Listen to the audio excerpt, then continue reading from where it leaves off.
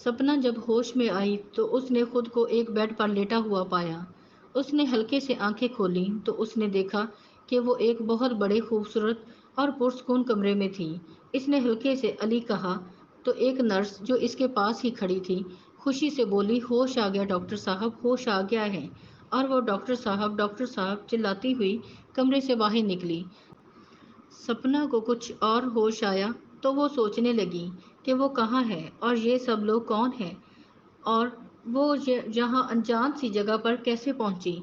तो अचानक कमरे में एक हैंडसम लड़का दाखिल हुआ। हल्की शेव, नॉर्मल चेहरा और आंखों पर ऐनक लगी हुई थी।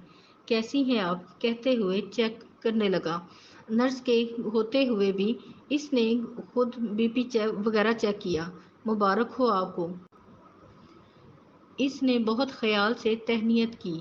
सपना इसको हैरानगी से देख रही थी। जब उसने कहा आपको होश आ गया है, सपना हल्के से बोली, क्या मतलब डॉक्टर मोहतरमा, आप पिछले कई माह से कोमा में हैं। सपना के चेहरे पर और भी हैरानगी फैल गई। तो डॉक्टर साहब ने फिर से जवाब दिया, जी हाँ। सपना ने कहा कि आप कौन हैं और मैं कहाँ हूँ। तब डॉक्टर साहब ने बताया, मैं डॉक्टर शहजाद हूँ और आप मेरे घर पर हैं। मैं और मेरा दोस्त हम गाड़ी में जा रहे थे जब आप पहाड़ से गिरी और झाड़ियों में फंसकर हमारी गाड़ी के करीब आकर बेजान सी हालत में हमें मिली थी। डॉक्टर साहब बात कर रहे थे और सपना सब याद करने की कोशिश कर रही थी।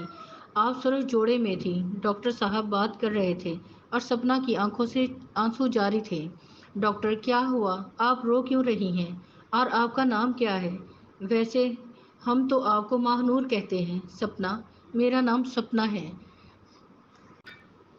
डॉक्टर साहब सपना को गौर से देखते हुए बता रहे थे, आप हमें ख्योड़ा के पहाड़ों से मिली थी और हम लाहौर में रहते हैं, लिहाजा हम आपको अपने साथ ही ले आए थे इब्तदाई इलाज के बाद, क्योंकि हमें नहीं पता था कि आपके साथ क्या वाक़या पेश आया जिसकी वजह से नौबत यहाँ तक आई। हो सकता है आपको अगवा किया जा रहा हो या कोई ज़बरदस्ती की शादी। इसलिए हमने आपको अपने पास रखने का फ़ैसला किया ताकि आपकी जान बच सके।